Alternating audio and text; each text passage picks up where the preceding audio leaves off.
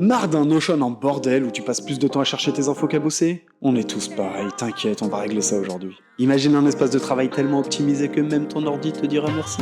Dans l'épisode précédent, on a mis en place une page d'accueil aussi fluide qu'un toboggan aquatique, une navigation ultra intuitive et des bases de données interconnectées pour tout gérer sans prise de tête. Mais aujourd'hui, on passe en mode ninja de l'organisation. On va créer des vues adaptées à chaque situation et une mise en page aux petits oignons, histoire que tes bases de données soient aussi agréables que de lire un bon roman. Dis-moi en commentaire ton pire cauchemar d'organisation sur Notion, je suis hyper intéressé.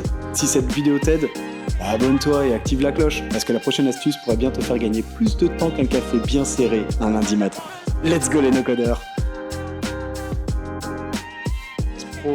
C'est bon, et à l'intérieur on a dit qu'on allait faire une vue. On met un petit peu d'espace, /view, et là il va nous proposer Link View of Database. Eh bien, je clique dessus et ça va me permettre d'aller chercher une des bases de données que j'ai de côté et de faire une vue dessus. Donc là en l'occurrence on est sur les projets. Donc on va aller chercher, hop, les projets, paf, donc j'ai les projets qui étaient là tout à l'heure. Donc là, visiblement, j'ai pas mis de date de fin, donc je peux le faire. Donc on clique sur les trois petits points et on va changer la vue. Layout, on va la passer en calendrier. Ça me permet directement d'avoir mon calendrier et d'avoir visuellement tous les projets qui arrivent et en fonction de la date du jour. Voilà, donc c'est plus facile. Donc là, on a un calendrier et juste en dessous, on aurait notre galerie. Si on veut déplacer la galerie plutôt pour la mettre au-dessus pour que ça soit plus joli. Pour l'instant, c'est très blanc, je vous l'accorde, mais si vous mettiez une image à l'intérieur, directement, ça serait beaucoup plus personnalisé ici. Les projets sont visibles. On va aller sur une autre section. On retourne dans notre home. On va personnaliser ce home. On l'a pas fait tout à l'heure. Donc, on va faire des vues vers les bases encore une fois. On va faire /link view of database. Là, je clique dessus. Il y a un onglet qui apparaît ici et je vais pouvoir choisir la base de données que je veux visualiser. Là, en l'occurrence, on va prendre les projets, mais on va pas la faire apparaître sous cette forme-là.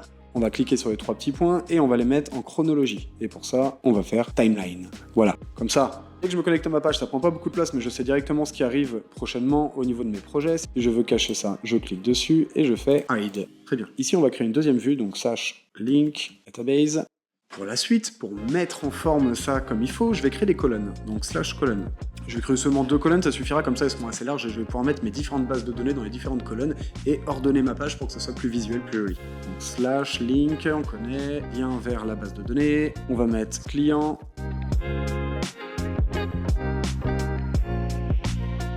Ok, donc je viens de créer ma to-do list. Ma to-do list a été importée donc sur le côté droit et il va falloir la trier. On va pas la laisser telle quelle. Donc ce que je vais faire, c'est que déjà pour commencer, je vais la mettre sous forme de liste.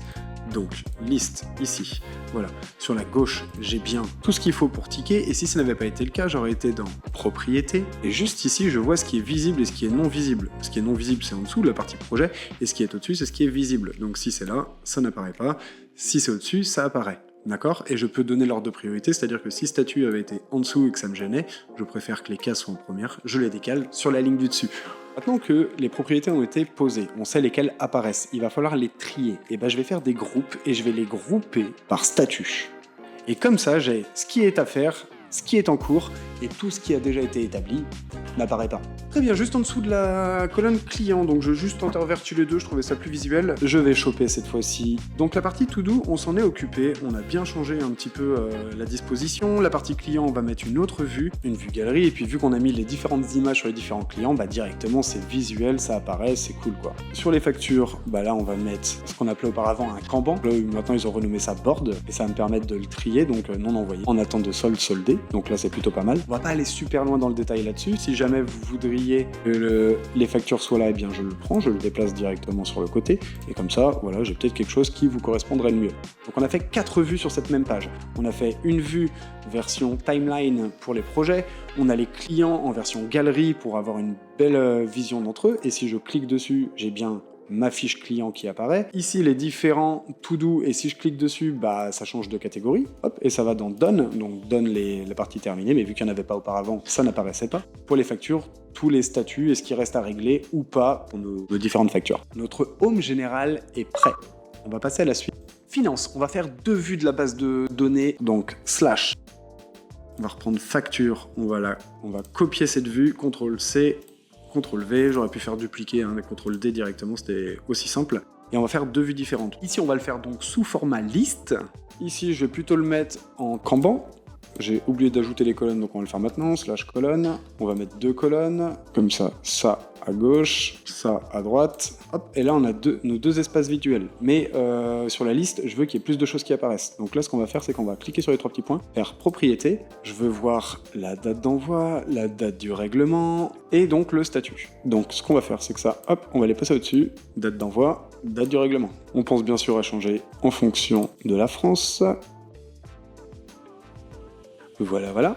Et ici, je peux les grouper comme tout à l'heure, faire des groupes qui me permettent d'avoir une meilleure vision de ce que je veux. Donc je pourrais éventuellement les grouper par statut. Voilà, comme ça j'ai celles qui sont envoyées, en attente, ou bien soldées. Soldé, je pourrais le retirer, je pourrais très bien faire hide group. Voilà, donc je cache ce groupe-là parce que soldé, je m'en fous un peu, hein. C'est plus une tâche à faire finalement. Par contre, sur la partie droite, là ça va commencer à être intéressant. Parce que, en fonction de la date que nous avons, nous allons pouvoir retrier tout ça. Donc on va cliquer là, sur les 3 petits points, et on va les grouper par date cette fois-ci. Ensuite, au niveau de relative, on va mettre plutôt par mois. Et je l'ai fait en couleur, comme ça c'est quand même plus attrayant, c'est plus joli, donc couleur colonne, j'ai activé. On est plutôt pas mal.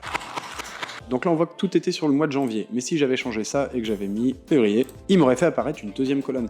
Et là, en quoi ça va être utile? Eh bien, tout simplement parce que juste ici, vous avez un petit 2 qui apparaît, donc il y a possibilité de le cacher si on le souhaite. Mais moi, je vais l'utiliser. Et pour ça, on va faire compte, valeur, et en fonction du montant. Et comme ça, il se passe rien. You lose. Game over.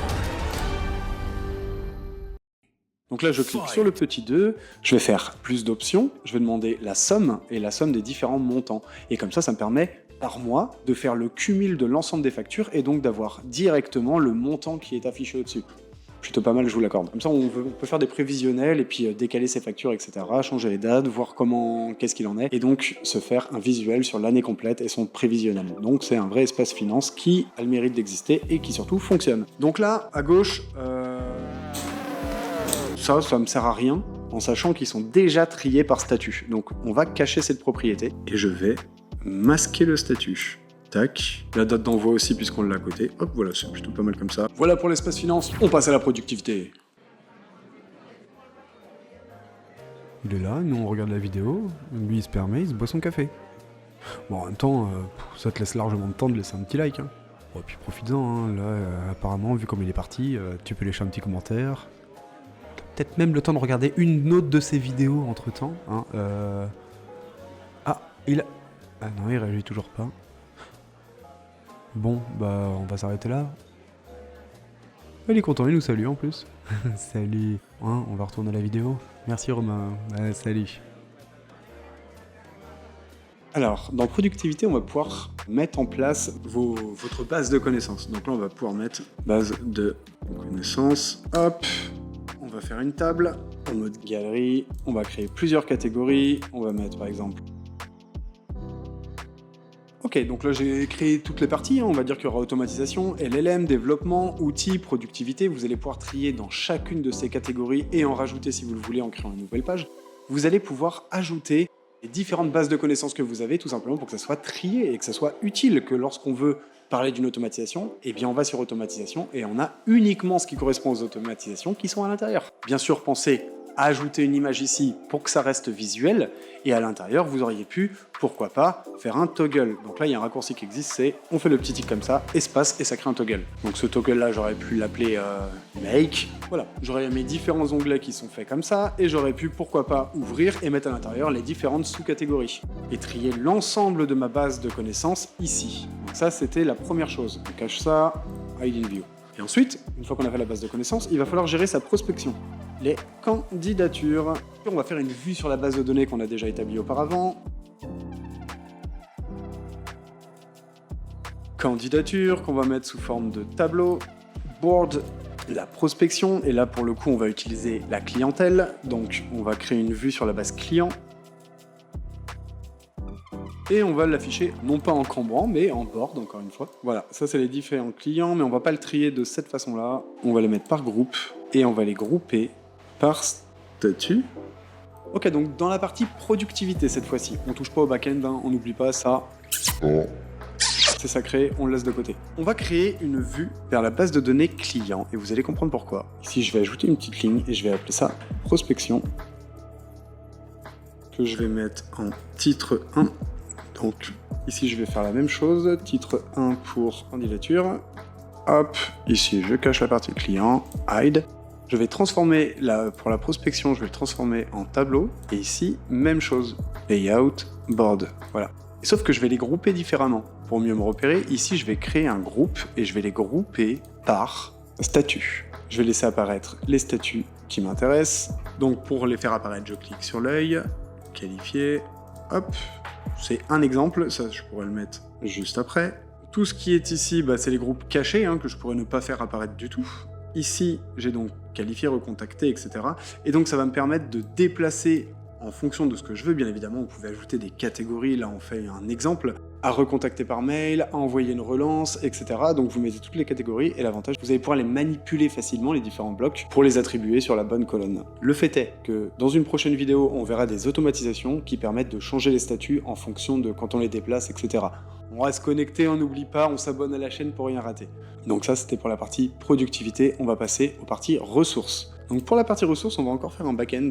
On va ouvrir une page qu'on va appeler archive. On va lui mettre un petit icône, paf, et comme ça il est tout en bas, et on va pas y toucher. Ici, on va créer une autre page appelée brouillon. Donc on a une première page qui s'appelle brouillon, dans laquelle vous allez pouvoir mettre vos notes rapides, etc. Donc toutes vos prises de notes, vous allez pouvoir les mettre à l'intérieur de cette page pour éviter que ça soit le bordel partout. Et ensuite, vous avez la page archive. Et pour le reste de vos bases de connaissances, et bien là, on va créer une autre galerie. Donc on va faire /table. On crée une nouvelle table à l'intérieur de laquelle on va pouvoir mettre différentes catégories, par exemple automatisation. Ensuite, il y aura tout ce qui est chat GPT. On a un petit peu les mêmes intitulés que dans ma base de connaissances pour que ce soit plus simple et plus facile à illustrer. Donc j'ai fini de remplir la table avec les différentes catégories et si on ouvre l'une d'entre elles, j'ai mis une petite image voilà, à l'égal de ce que j'avais fait dans ma base de connaissances juste pour illustrer. Donc on referme la page et là on va la mettre en mode galerie. À l'intérieur de chacune de ces pages, on peut ouvrir, on a donc l'image qui correspond, qu'on aurait pu réduire, et l'automatisation qui, voilà, ça pourrait être des automatisations pour Make, des petits tips pour ManyChat, des tips pour N8N, etc. Et vous faites la même chose sur les différentes pages et comme ça vous pouvez trier votre espace. C'est super simple, au moins ça c'est fait. Et sur les brouillons, donc vous pouvez garder les brouillons ici et si jamais vous le souhaitez, vous pouvez également mettre un lien sur le home, link to page. On va mettre un lien vers les brouillons. Comme ça, si vous le souhaitez, vous avez un raccourci dès le home. Comme ça, dès que vous arrivez, clac, vous pouvez cliquer sur les brouillons ou le déplacer, le mettre ailleurs, bien évidemment. Hop, tout fonctionne. Ce sont des blocs. On n'oublie pas qu'on peut déplacer chaque bloc individuellement. Voilà. Donc, on a un espace bien organisé avec un home qui affiche les différentes priorités, surtout qui permet de redistribuer vers les différents espaces. Projet avec une galerie, finance pour tout le tri des factures, le back-end. N'hésitez pas à le mettre vraiment tout en bas pour pas y toucher. Et les ressources. Voilà, un espace bien organisé, j'espère que ça vous fera plaisir, que vous allez essayer de faire le vôtre. En tout cas, je vous mets une fiche technique comme d'habitude dans la base de connaissances pour que vous puissiez suivre tout ça en direct.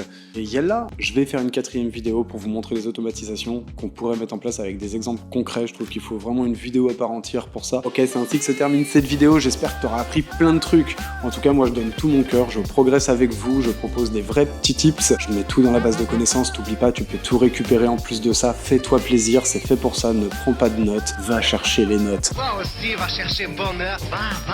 J'ai tout fait pour toi, je travaille pour toi, ça mérite bien un petit like, partage à d'autres, ça peut aider vraiment. Là on rentre dans des choses vraiment utiles et qui peuvent booster ta productivité. Donc n'hésite pas, partage, utilise-le au travail, dans ton perso. Dans la prochaine vidéo, on verra malgré tout les automatisations parce que c'est vraiment, ça mérite une vidéo complète pour ça, avec des exemples et tout. Vous allez voir, je vais faire de mon mieux pour que ça soit le plus agréable possible.